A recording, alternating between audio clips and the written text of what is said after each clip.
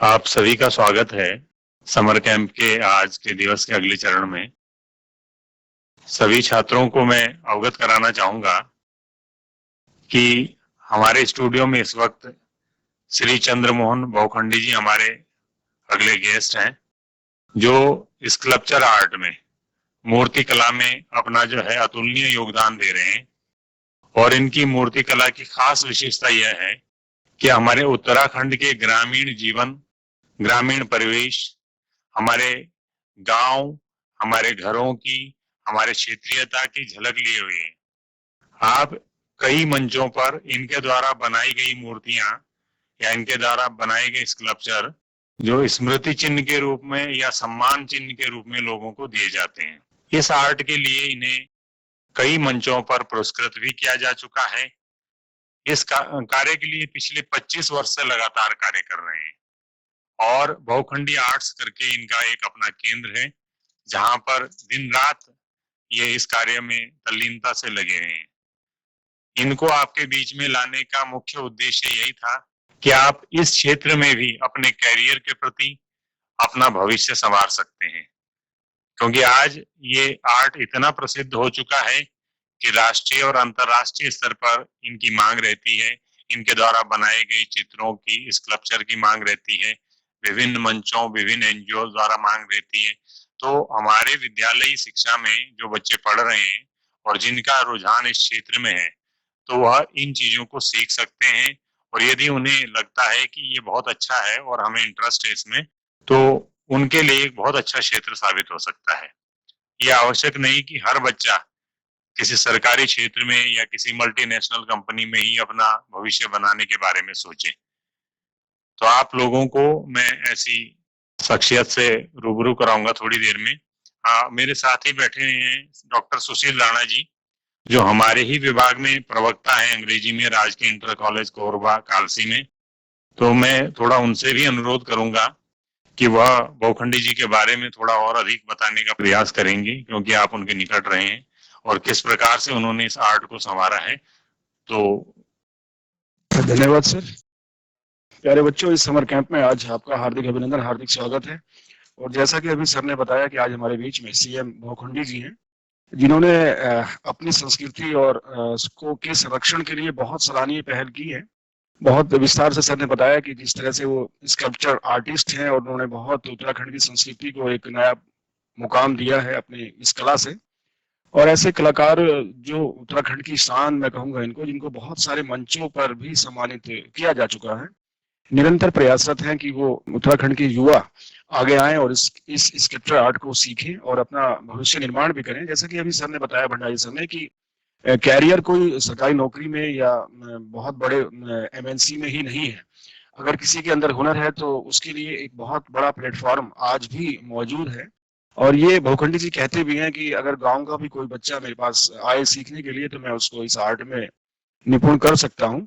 सिर्फ जो सबसे महत्वपूर्ण बात है वो ये बात है कि हमारी सीखने की इच्छा, और हम कितना ध्यान से उसको सीखते हैं, कितना ध्यान से उसको उन बातों को जानते हैं। देखिए, ये जो आर्ट्स होगी जिससे जिससे बच्चों आज आप रूबरू होंगे, बहुत सारी जगह आपने देखी भी होंगी कि हमें किसी कार्यक्रम में हम जाते हैं तो हमें वहां पर एक स्मृति चिन्ह दिया जाता है, जो हमारे लिए हमेशा के लिए यादगार रहता है, क्योंकि उसमें उत्तराखंड की संस्कृति झलकती है। तो मैं बताऊं कि बहुखंडी जी ही वो शख्सियत है जो इसको बनाते हैं, जिन्होंने अपनी आर्ट से उत्तराखंड की संस्कृति को जीवित रखा है।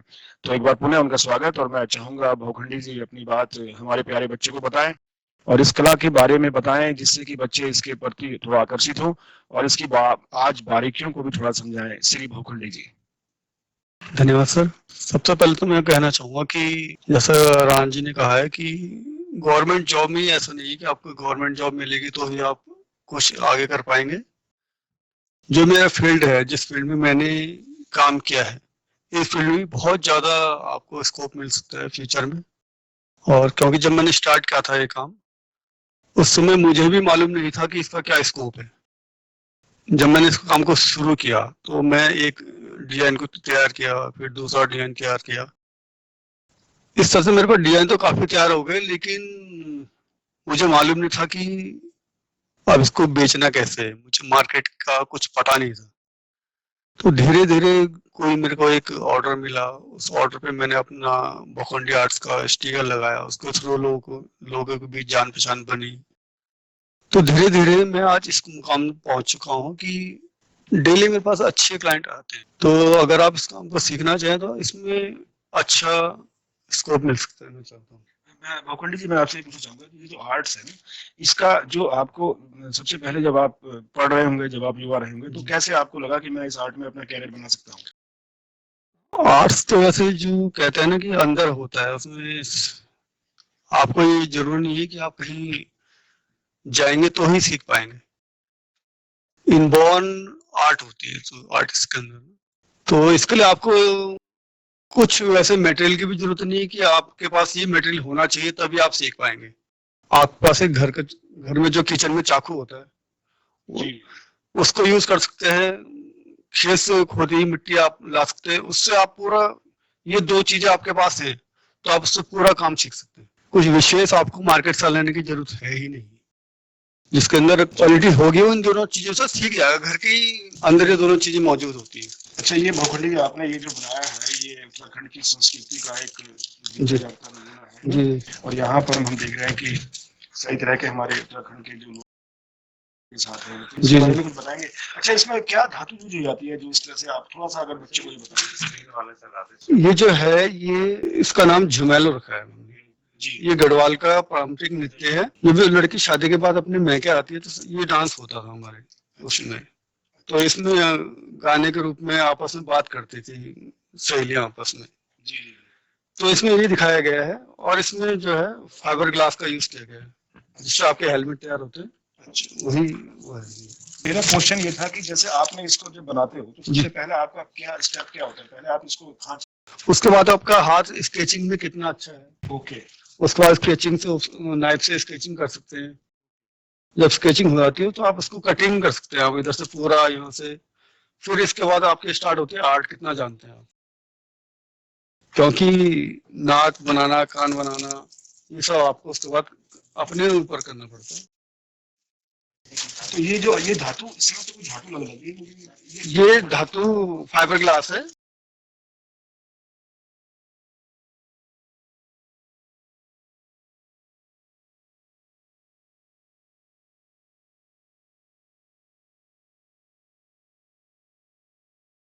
ये फाइबर ग्लास का पीस है, ओके, जिससे आपके हेलमेट बनते हैं, ओके, है ना।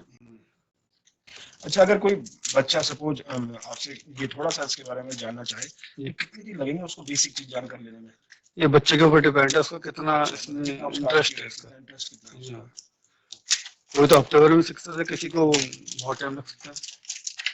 तो आपको बहुत लंबे समय से देख रहे हैं, लगभग 15-20 साल से, तो आपने तो अपना जीवन इसमें लगा दिया पूरा का पूरा। लेकिन फिर भी एक जो बच्चों के अंदर क्यूरियोसिटी रहती है कि हम अगर बनाएंगे, क्योंकि कई बच्चों के एस्थेटिक सेंस बड़ा अच्छा होता है, जी जी जी। उनके अंदर जन्मजात प्रतिभाएं होती हैं, लेकिन वो प्रतिभाएं उनको सही प्लेटफॉर्म में मिल जाता है। अब ये जो चीज आपने बनाई है पूरी उत्तराखंड की संस्कृति को दिखाते हुए, एक ट्रेडिशनल, ये देखिए, ये इसके बारे में बताएंगे भोखंडी जी कुछ? इसे बंठा कहते हैं, है ना। जी, ये धारा पूजन है।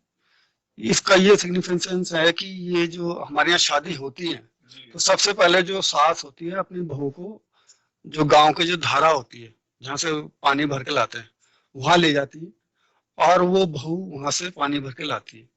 शादी के बाद सबसे पहले जो होती है रस्म होती है वो करते हैं। तो मैंने वो दिखाने की कोशिश की। इससे जो नीचे में लिखा भी है ना, जल संवर्धन को समर्पित, मतलब की कितनी वैल्यू करते हैं पहाड़ में, ये उस चीज को दिखा कि उसकी भी पूजा की जाती है पहले।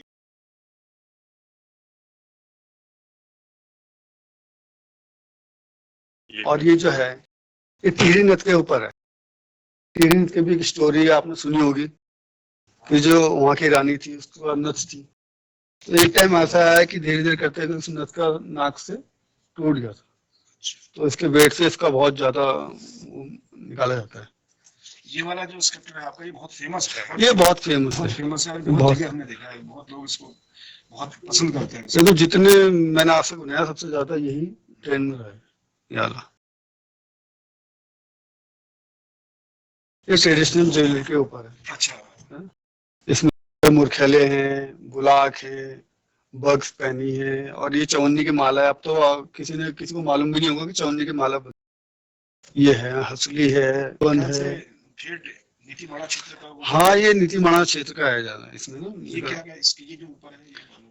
ये स्वेटर्स का वो दिखाया है कि नहीं, और ठंडा होता है तो उसको इस टाइप की टोपी पहनी जाती है। तो ये पूरी ज्वेलरी जो पहले होता था इसमें दिखाई दी इसने। इसी में थोड़ा टाइम लगता है सर। तभी उसमें एक जी जी जी जी जीवंत हो जाती है वो। जी। वो कोई भी जो भी आपने बनाई हो कि वो एक संदेश देती है। ट्रेडिशनली वो रिच है, जैसे हम लोगों का एक पहाड़ी लोगों का अपना एक फेस होता है एक जी जी जी। तो वो चीज इसमें नजर हाँ, तो सीखने में पहले हम फेस बनाने जब सीखते हैं, पहले तो हम नाक बनाना सीखते हैं, हमने आंखें बनाई, हमने होंठ बनाने सीखे, हमने कान बनाने सीखे। उसके बाद हम फेस बनाना सीखते हैं। जब हम फेस बनाना सीख जाते हैं उसके बाद हम एक्सप्रेशन देना सीखते हैं। कोई हंस रहा है तो कैसे दिखेगा कि हंस रहा है, या कोई गंभीर है तो कैसे दिखेगा कि ये गंभीर दिखे। तो उनमें मसल्स काम करती हैं। फिर एक तो हमारे शरीर के अंदर जो होती है स्कल जो होता है हड्डियों का, उससे हमारा फेस तैयार होता है। फिर जो हमारी मसल्स होती हैं उससे हमारे एक्सप्रेशन दिखाई देते हैं। तो फिर उसका नॉलेज होता है उसके ऊपर, केवल खाल खाल से बनाना नहीं होता है। आपको अंदर का जो स्ट्रक्चर होता है हड्डियों का उसका नॉलेज बहुत जरूरी होता है कि कौन सी हड्डी कितनी बड़ी होती है, कितनी छोटी। कौन कौन से प्रयोग हुई है बनाने में? इसमें सबसे स्टार्टिंग में तो जैसे क्ले हमने यूज किया, क्ले के मॉडल बना दिया हमने। क्ले का। उसमें केवल क्ले लगेगी। जब क्ले का मॉडल तैयार हो जाता है तो उसके ऊपर हम इसमें डाल प्लास्टर ऑफ पेरिस। जब प्लास्टर ऑफ पेरिस के ऊपर डालते हैं तो प्लास्टर ऑफ पेरिस में इंप्रेशन ले लेता है क्ले के जो भी होते हैं, नेगेटिव इंप्रेशन। तो क्ले को फिर हम निकाल देते हैं उसके अंदर से। तो जो इंप्रेशन होता है वो आ जाता है पीओपी पे। खांचा बन जाता हाँ, और उसका नेगेटिव तैयार हो जाता है। जो फोटो के नेगेटिव होते हैं वो उसका नेगेटिव होता है। फिर उसके नेगेटिव को आपने फिनिश करना है, जितना एमडी पेपर से जो रेगमार होता है फाइन वाला, उससे फिनिश कर दिया जाता है। फिर फिनिश करने के बाद आप उसमें डालते हैं रेजिन। काफी चीजों में यूज होता है रेजिन, काफी स्ट्रांग होता है। तो उसको डालने के बाद हम उसको भी तोड़ देते हैं। जो उसका नेगेटिव हमने बनाया था पीओपी का, वो पीओपी का नेगेटिव भी टूट जाता है।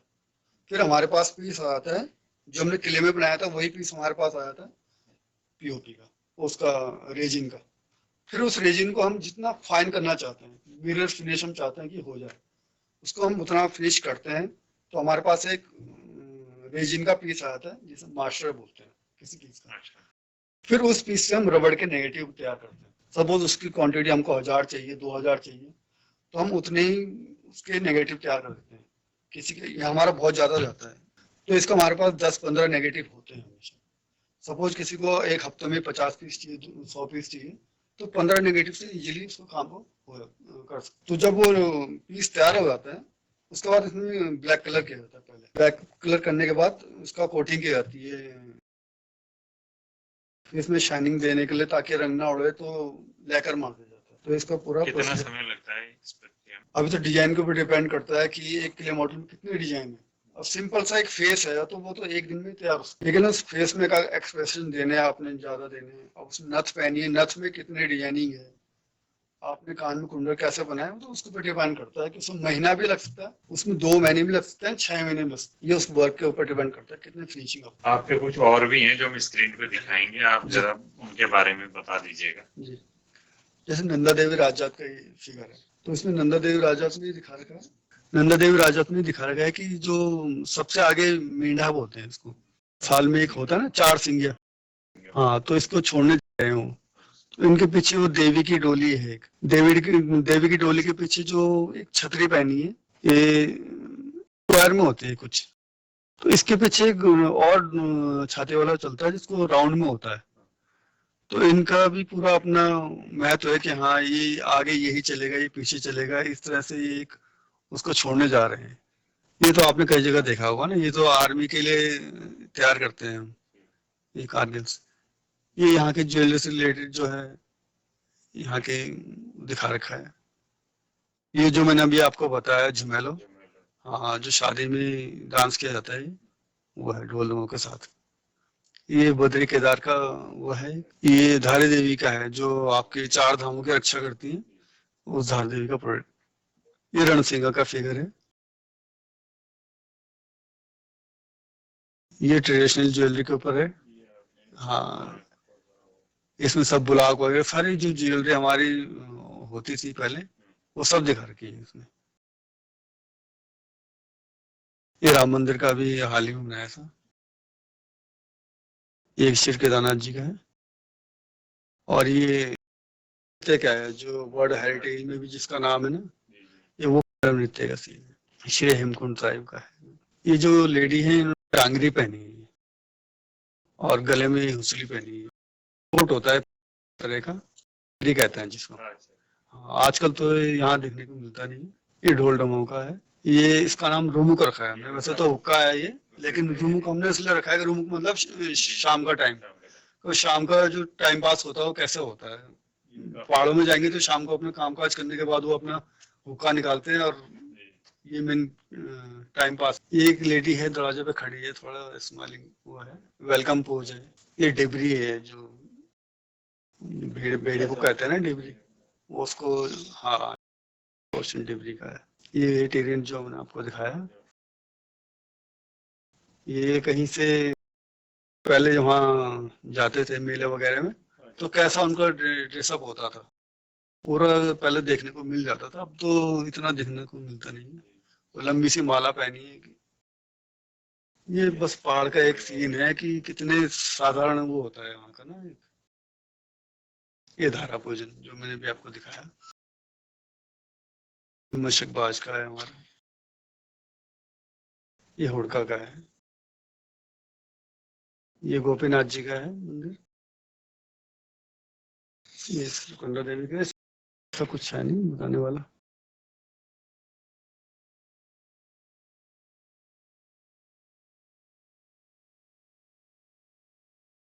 ये भी आपने दिया। हाँ, ये सब डिजाइन की केदारनाथ जी का मंदिर है। ये आर्मी के लिए हम तैयार करते हैं। ये बेटी बचाओ बेटी पढ़ाओ के अभियान के लिए हमने बनाया था इसको। ये बिंसर महादेव जी का। ये वही बद्रीनाथ जी का मंदिर है। ये थड़िया डांस है। इसमें बुए मतलब मदर के ऊपर बनाया है इसको। इसका नाम भी बुए है। तो मतलब हाँ, अपना लकड़ी लाके वो बच्चों को पैम्पर कर रही है। हाँ, ये मुनाल भी ब्रह्म कमल है। एक तो राष्ट्रीय पक्षी हो गया हमारा मोनाल, और दूसरे राज्य पुष्प हो गया। तो राज्य पुष्प और राज्य पक्षी दोनों एक साथ। मटेरियल लगता है, एक प्रॉपर स्टेज होता है, एक प्रॉपर क्ले तैयार की हुई होनी चाहिए, और काफी सारा जो है उसके लिए स्थान की आवश्यकता होती है। तो क्योंकि स्टूडियो में ये करना संभव नहीं था, इसलिए हम आपको लाइव डेमो नहीं दिखा पाए। लेकिन क्योंकि ये जो आकृतियां बनी हुई हैं, ये अक्सर आप अपने आसपास देखोगे, जब भी किसी समारोह में जाओगे, किसी के घर में जाओगे तो लगे ही पाई जाएंगे। सबसे खास बात यह है कि हमारे उत्तराखंड की जो हमारी संस्कृति है या विलुप्त होती संस्कृति है, उसको संरक्षित करती है, उसके प्रति हमारा एक विश्वास पैदा करती है। तो मैं चाहूंगा कि कुछ बच्चे जिन्हें ये आर्ट पसंद आया है वो सीखने की कोशिश करें। विद्यालयों में भी हमारे कई शिक्षक हैं। मैं अभी कुछ दिनों पहले एक मोरी जीआईसी आराकोट में गया था, वहां डॉक्टर राकेश रावत जी हैं। वो बहुत अच्छे स्कल्पचर आर्टिस्ट हैं, वो भी तैयार कर रहे हैं, और आप बच्चे बड़ी तल्लीनता के साथ और बहुत ही खुशी से सीखते हैं ये काम। और काफी सारे बच्चे बहुत अच्छे आर्टिस्ट बन गए हैं। तो यदि और विद्यालयों में भी हमारे आर्ट टीचर हों तो इस कला को बढ़ावा दे सकते हैं, इस कला को इस रूप में भी ढाल सकते हैं कि हमारी संस्कृति की झलक भी उसमें दिखाई दे, जैसा कि भौखंडी जी कर रहे हैं। तो यदि कुछ बच्चों के सवाल हो इस संबंध में कि किस प्रकार से इसको कैरियर के रूप में चुना जा सकता है, किस प्रकार से इसे सीखा जा सकता है, इसकी शुरुआत कैसे की जा सकती है, तो प्रश्न पूछ सकते हैं अभी। दूसरा, भौखंडी जी आप आए, आपको आपने हमारे बच्चों को मार्गदर्शन दिया, इस कला से आपने रूबरू कराया, क्योंकि इससे पहले इस प्रकार की कला से हमारे छात्रों को अवगत नहीं कराया गया है। तो मुझे लगता है आज के बाद इस विषय में सोचना शुरू करेंगे बच्चे, और नेक्स्ट टाइम हो सकता है कि इस संबंध में कुछ हमें और अच्छे विद्यालयों से भी प्रश्न मिलेंगे कि किस प्रकार से और किस किसने शुरू किया। तो आपके यहाँ स्वागत के लिए सबसे पहले तो आपको मैं चाहूंगा कि हमारे राणा जी, आप जो है शॉल भेंट करेंगे उनके सम्मान में।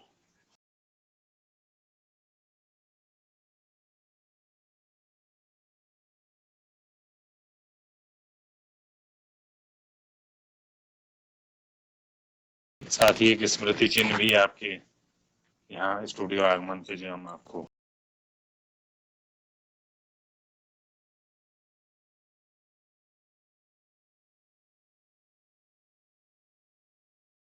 किसी की है क्वेरी? GIC जोशी मठ। Hello hello. हाँ हेलो। आवाज आ रही है। हाँ बेटे आवाज आ रही है, आप बात करो, बताओ। सर प्रणाम। प्रणाम। सर ये मूर्ति कैसे बनाते हैं? बेटे यही तो हम बता रहे थे अभी आधे घंटे से। आपने साइड इसको बनाने में कितना टाइम लगता है? ये एक दिन में भी बन सकती है, इसको महीना भी बनाने लग में सकता है, महीना भी लग सकता है, 5 महीने भी लग सकते हैं। वो डिपेंड करता है कैसा आर्ट पीस है, कितनी इसमें डिटेलिंग है। अच्छा। तो आप बनाना स्टार्ट करें तो टाइम को ना देखें आप। अगर टाइम को देखना स्टार्ट कर दें कि कितना टाइम लग रहा है तो सीख नहीं पाएंगे आप। एक दिन में भी बन सकता है। जी सर जो ये मूर्ति है सर ये किस मेटल से बनती है? ये आपने हेलमेट देखा है ना, रेजिन का बनता है एडमिन हेलमेट, ये उसी मटेरियल का बनता है। बच्चा अपना नाम भी बताएं पहले। सर अरमान खनेरा। कहाँ से हैं आप? क्लास 9। स्कूल कौन सा आपका? स्कूल कौन सा आपका? सर GIC जोशी मठ। अच्छा जोशी। अभी हम जो है आपको इनका मोबाइल नंबर भी स्क्रीन पे शेयर कर देंगे। अगर अध्यापकों और शिक्षकों को लगता है कि ये चीज बच्चों के लिए, कोई बच्चा जो है जिज्ञासा जताता है सीखने की, तो उसे मदद की जा सकती है। ठीक है, और कोई बच्चे अपना प्रश्न पूछना चाहें? GIC जीपा। हाँ बच्चा आपका हैंड रेज आया था, आप बताओ आपका क्या प्रश्न है? Hello sir. Hello. Hello hello बेटे, आवाज आ रही है? प्लीज कैरी ऑन, पूछो बेटा। ये सर जैसे कि हमें सर नमस्ते, मेरा नाम दीपांशु, मैं कक्षा 8 से GIC जीपा से बोल रहा हूँ। जी जी बोलिए प्लीज। सर बोलिए। जैसे कि हमें कहीं से जानकारी चाहिए मूर्ति के बारे में और मूर्ति बनाने के बारे में, हमें कहाँ से मिल सकती है? या हाँ, कोई हम आपको वेबसाइट? हाँ, हम आपकी वेबसाइट भी देंगे। सही क्वेश्चन है आपका, क्वेश्चन बहुत अच्छा है आपका। हम आपको बताएंगे बेटे, एक नंबर बताएंगे और वेबसाइट का नाम भी बताएंगे, उससे आप कांटेक्ट कर सकते हैं। ठीक है। और कभी अगर आप देहरादून आए अपने पेरेंट्स के साथ घूमने के लिए, तो देहरादून में भी आप जो वर्कशॉप है वहाँ पे आ सकते हैं। आपका स्वागत है। Yes sir. कहाँ पर है? घंटाघर के पास ही है। पूरा एड्रेस बताएंगे आपको। शॉप नहीं है बेटे, वर्कशॉप है, जहाँ ये बनते हैं ना, जहाँ पे इसकी मैन्युफैक्चरिंग होती है, वो एक पूरी वर्कशॉप है, वहाँ बताएंगे आपको। तो आपको हम पूरा एड्रेस देंगे, आप वहाँ आ सकते हैं जब भी आप देहरादून घूमने के लिए आए। बहुत अच्छा क्वेश्चन है आपका। Yes sir. Yes sir. Thank you very much. Thank you. Okay, thank you very much, welcome. हम भावखंडी जी का नंबर और एक आपको उनकी वेबसाइट भेज रहे हैं यहाँ पर, आप लोग नोट कर सकते हैं। ठीक है बच्चों, आप नोट कर लीजिए, हमसे डायरेक्ट कांटेक्ट कर सकते हैं। आप कभी भी उनसे कुछ भी क्वेश्चन हो पूछ सकते हैं। अन्य किसी का कोई प्रश्न है? ठीक है, बहुत बहुत धन्यवाद आपका सभी बच्चों का। आप लोगों ने ध्यानपूर्वक सुना और आशा करते हैं कि जितना कुछ आपने देखा और सुना आप उसके अनुसार कार्य भी करेंगे। और मैं उम्मीद करता हूं सभी विद्यालय से जितने भी वर्चुअल हमारे जो केंद्र हैं 500, वो अभी भी हमारे जो है 2-3 दिन बाकी है अभी, तो अभी लॉगिन हमें कम दिख रहा है डेटा। तो सभी विद्यालयों को पुनः यहाँ से निर्देशित करना है कि वो लॉगिन अवश्य करें और बच्चों को सभी को बिठाएं, क्योंकि इसकी महानिदेशक स्तर से मॉनिटरिंग हो रही है और जो केंद्र जो है लॉगिन नहीं पाए गए हैं उनको नोट किया जा रहा है रोजाना। तो सभी केंद्र विधिवत समय पर लॉगिन करें। धन्यवाद। थैंक यू बच्चों।